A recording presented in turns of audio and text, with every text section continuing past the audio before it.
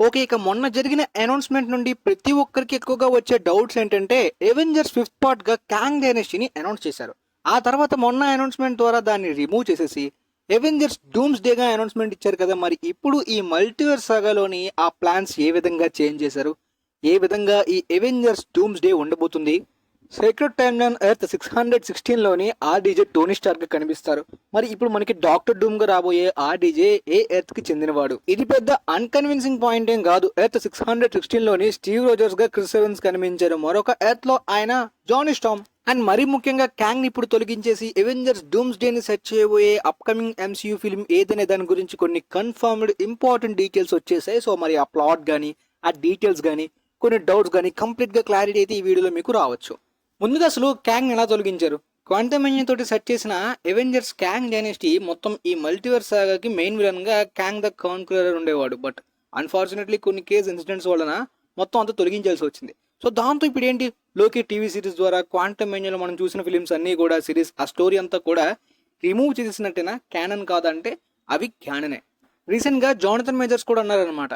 అంటే తన క్యారెక్టర్ ని పక్కన పెట్టేసి ఇప్పుడు మార్వెల్ ఫోకస్ అంతా కూడా ఆర్‌డీజే డాక్టర్ డూమ్ మీద వెళ్ళడం నాకు కొద్దిగా బాధగా ఉంది. ఒకవేళ మార్వెల్ కానీ ఫ్యాన్స్ కానీ స్టిల్ క్యాంగ్ తిరిగి రావాలని కోరుకుంటే మాత్రం ఖచ్చితంగా నాకు తిరిగి యాక్ట్ చేయాలని ఉంది, ఆ రోల్ని కంటిన్యూ చేయాలని ఉందని చెప్పారు.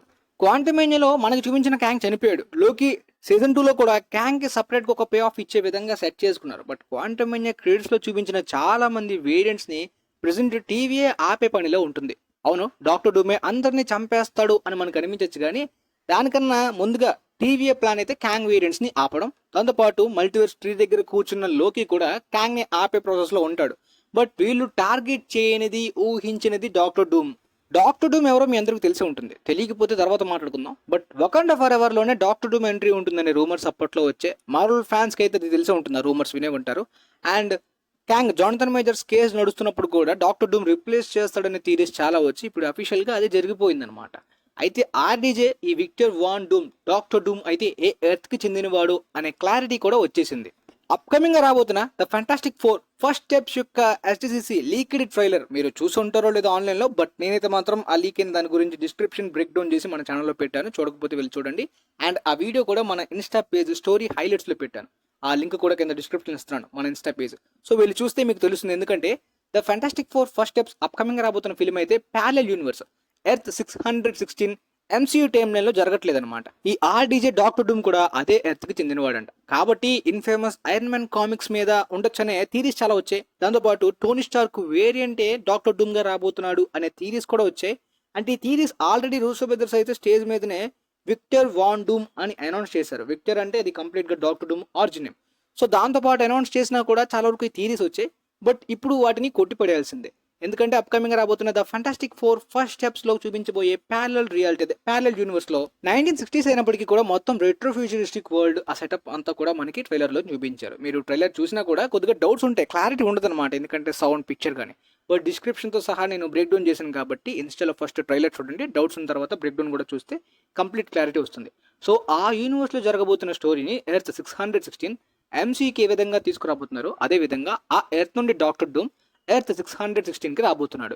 కామిక్స్ లో ఉన్న డాక్టర్ డూమ్ పవర్ఫుల్లే, చాలా పెద్ద విలన్ గా కంప్లీట్ గా యూజ్ చేసుకోవచ్చు. బట్ ప్రీవియస్ గా వచ్చిన ఫెంటాస్టిక్ 4 ఫిల్మ్స్ లో అయితే మాత్రం డాక్టర్ డూమ్ ని ఓన్లీ ఫెంటాస్టిక్ 4 విలన్స్ గా చూపించేసి చంపేశారు. బట్ ఈ అప్కమింగ్ ఫెంటాస్టిక్ 4 ఫస్ట్ స్టెప్స్ లోని డాక్టర్ డూమ్ మెయిన్ విలన్ కాదు, అండ్ వాళ్ళది ఆరిజిన్ కూడా కాదు. బట్ ఆ ఫిల్మ్ లోని గెలాక్టస్ విలన్ గా అయితే మాత్రం ట్రైలర్ లోని చూపించారు అనమాట.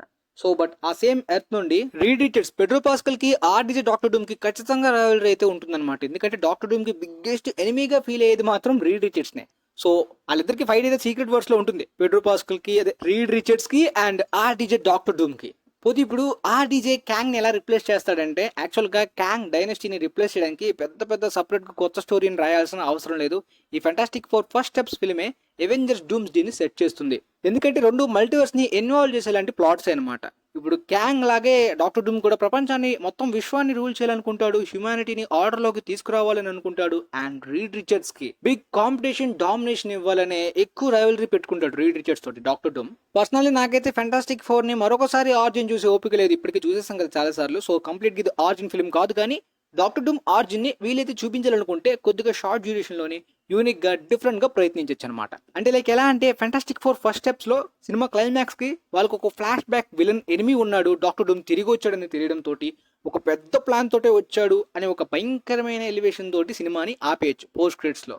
గైస్ కామిక్స్ ప్రకారం మనకి బియాండర్ సీక్రెట్ వార్స్ ఫిల్మ్ లో ఉండాలి అండ్ మాలిక్యూల్ మ్యాన్ కూడా ఉంటాడో లేదో మనకు తెలియదు, కానీ డాక్టర్ డూమ్ అయితే కామిక్స్ లోని మాలిక్యూల్ మ్యాన్ ని ప్రతి యూనివర్స్ కి ప్రతి ఎర్త్ కి వెళ్లి వెతికి చంపుతాడనమాట. ప్రెసెంట్ రివీల్ అయిన రిపోర్ట్స్ లోని ఇతని ఎర్త్ గురించి మాత్రమే కాదనమాట, ఎగ్జాక్ట్ గా కామిక్స్ లో లాగా ఇప్పుడు డాక్టర్ డూమ్ ప్రతి ఎర్త్ లో ఉన్న యాంకర్ బీయింగ్ ని వెతికి చంపే విధంగా ప్రయత్నిస్తాడని. ఆ ప్లాన్ ఎందుకంటే రీడ్ రిచర్డ్స్ మల్టీవర్స్ లో ఒక పెద్ద అచీవ్మెంట్ ని అచీవ్ చేస్తాడు, బట్ మల్టీవర్స్ లోని రీడ్ రిచర్డ్స్ ని డామినేట్ చేసే విధంగా. అంటే లైక్ రీడ్ రిచర్డ్స్ స్పేస్ లోకి వెళ్ళిన తర్వాత ఎర్త్ 616 గురించి మల్టీవర్స్ గురించి ఒక ఇంపార్టెంట్ డీటెయిల్స్ ని తెలుసుకుంటాడు. బట్ డూమ్ రీడ్ రిచర్డ్స్ కి కాంపిటీషన్ లాగా అంతకన్నా ఎక్కువ మల్టీవర్స్ ని యూనివర్స్ ని ఆక్రమించుకుందామని మాత్రమే కాకుండా కామిక్స్ లో మదర్ సోల్ టైప్ లో ఒక ఎమోషనల్ ఫ్యాక్టర్ ని కూడా, అంటే ఒక పర్సనల్ మోటివ్స్ లాగా, ఇదంతా కూడా మీకు డాక్టర్ డూమ్ ఆరిజిన్ వీడియో చేస్తే క్లారిటీ వస్తుంది. ఈ విధంగా కామిక్స్ లో మాలిక్యూల్ మ్యాన్ ని చంపుతాడు అండ్ ఇప్పుడు ఈ డిఫరెంట్ ఎర్త్స్ కి వెళ్ళి వాళ్ళ యాంకర్ బింగ్ ని ఎందుకు క్యాంగ్ థ్రెట్ ఏ ఎర్త్ లో ఉంటుందో అక్కడికి వెళ్ళి వెతికి క్యాంగ్ ని కూడా డాక్టర్ డూమ్ చంపేసే విధంగా పెట్టచ్చు. ఇక అక్కడ నుండే మెయిన్ స్టోరీ అంతా కూడా ఎవెంజర్స్ ఫిలిమ్స్ యొక్క స్టోరీ స్టార్ట్ అవుతుంది అనమాట. ఇది క్యాంగ్ ఉన్న డాక్టర్ డూమ్ ఉన్న ఇదే విధమైన ప్లాన్ ఎప్పట్లో ఉన్నట్టు రిపోర్ట్స్ చెప్తున్నాయి అనమాట. అదేంటంటే incursion. Infinity War or Endgame plot కి సిమిలర్ గా ఉంటే ఖచ్చితంగా రొటీన్ ఫీల్ వస్తుంది, బట్ ఈ ఇన్కర్షన్ అనేది యూనిక్ ఫీల్ వస్తుంది. కారణం ఏంటంటే ఇప్పుడు ఎక్స్ మ్యాన్ ని కంప్లీట్ గా ఎంసీయూలోకి తిరిగి తీసుకొచ్చేలాంటి ప్లాన్స్ మనం already the Marvels post credits లోని parallel reality X man universe ని చూసాం కదా, అది నాకు ఎర్త్ 1005 ఫాక్స్ యూనివర్స్ లా అనిపించలేదు. ఇప్పుడు రెడ్ పూల్ అండ్ బ్లూరియన్ లో మనం ఎర్త్ 1005 ఫాక్స్ యూనివర్స్ ని చూసాం కదా.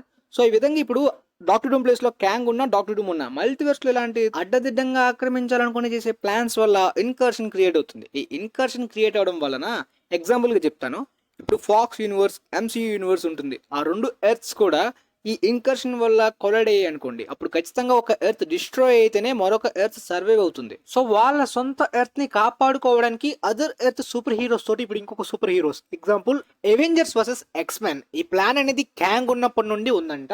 అందువల్లనే మనకి ద మార్వెల్స్ క్రెడిట్స్ లోని ప్యారలల్ రియాలిటీలోని ఎక్స్ మ్యాన్ ని చూపించారు, అక్కడ ఎవెంజర్స్ లేరు. సో ఈ విధంగా ఎవెంజర్స్ వర్సెస్ ఎక్స్ మ్యాన్ అనే ఐడియా ఆ డిజైన్ ఇప్పుడు డాక్టర్ డూమ్ గా కూడా అనౌన్స్ చేశారు కదా. సేమ్ ప్లానే ఉంటుందా, ఏమైనా చేంజెస్ జరుగుతున్నాయంటే స్మాల్ చేంజెస్ జరిగింది, బట్ ఐడియా అదే విధంగా ఉంటుంది.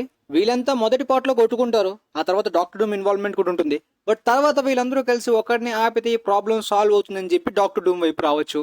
బట్ సీక్రెట్ వార్స్ కామిక్స్ చదివిన ప్రతి ఒక్కరికి కూడా సీక్రెట్ వార్స్ ఫిల్మ్ లోని బియాండర్ లాంటి మరొక విలన్ ఖచ్చితంగా ఉంటాడు అనేది పక్కగా అనిపించడంలోని తప్పేం లేదు, ఖచ్చితంగా ఉండే ఛాన్స్ కూడా ఉంది. కాకపోతే క్యాంగ్ ని సింపుల్ గా డూమ్ తోటి రిప్లేస్ చేశారు తప్పించి ప్లాట్ లో పెద్ద చేంజెస్ ఏమీ చేయలేదు. మధ్యలో ఫెంటాస్టిక్ ఫోర్ లోని ఈవెంట్సే మొత్తం సినిమాని మొత్తం యూనివర్స్ ని ఈ సాగా మొత్తాన్ని కూడా మలుపు తిప్పే విధంగా సెట్ చేసుకున్నారు. బట్ అది పర్ఫెక్ట్ గా డూమ్స్ డే ఈవెంట్స్ ని సెట్ చేయాలి, అంటే ఆ సినిమా పర్ఫెక్ట్ గా సక్సెస్ అవ్వాలి స్టోరీ టెలింగ్ లోని ఆడియన్స్ కి. సో ఆ ఇంపాక్ట్ అనేది డూమ్స్ డే మీద కనిపిస్తుంది అనమాట. ఆ తర్వాత మీకు సీక్రెట్ వార్స్ ఏ విధంగా ఉండబోతుంది, కామిక్ స్టోరీ ఏ విధంగా ఉండబోతుంది అనే దాని గురించి తర్వాత ఎక్స్ప్లెయిన్ చేస్తాను, డాక్టర్ డూమ్ ఆరిజిన్ కూడా. బట్ ప్రస్తుతానికి డూమ్స్ డే గురించి, మారిన ప్లాన్స్ గురించి అండ్ ఇతను ఫెంటాస్టిక్ ఫోర్ ఎర్త్ కి సంబంధించేవాడు అనే క్లారిటీ వచ్చింది. బట్ ఆ ఎర్త్ ఏ నెంబర్ అనేది మనకు తెలియదు, కంప్లీట్ గా ప్యారలల్ యూనివర్సే, రెట్రో ఫ్యూచరిస్టిక్ గా 1960s లో ఇంతవరకు మనం చూడింది. అండ్ క్యాంగ్ తో ఇప్పటిదాకా మల్టీవర్స్ సాగానే సెట్ చేసుకున్న ఆ ఈవెంట్స్ మొత్తాన్ని డూమ్ సింపుల్ గా ఏ విధంగా మార్చేస్తాడనే క్లారిటీ కూడా వచ్చింది అనుకుంటా. ఎక్కువ ఇన్వాల్వ్మెంట్ అక్కడ లేకుండా ఇంపాక్ట్ అనేది ఎక్కువ ఇవ్వాలి, మరీ ముఖ్యంగా ఫెంటాస్టిక్ ఫోర్ ఫిల్మ్ లో అదే క్రెడిట్స్ అండ్ ఆ స్టోరీ అండ్ ఆ ఎర్త్ అనేది ఎర్త్ 616 కి ఏ విధంగా కనెక్ట్ అవుతుంది అనే మల్టీవర్స్ మెయిన్ పార్ట్ అనేది. సో మీకైతే కంప్లీట్ గా ఒక క్లారిటీ వచ్చింది అనుకుంటా. తర్వాత మరికొన్ని డీటెయిల్స్ తో మీకు ఇంకాస్త క్లారిటీ ఇవ్వడానికి ప్రయత్నిస్తాను. వీలైతే ఈ వీడియోని మీ ఫ్రెండ్స్ లో మార్వెల్ ఫ్యాన్స్ లో ఎవరికైనా డౌట్స్ ఉన్న వాళ్ళకి కూడా వీలైతే షేర్ చేయండి, యూజ్ అవ్వచ్చు. And thanks for watching guys.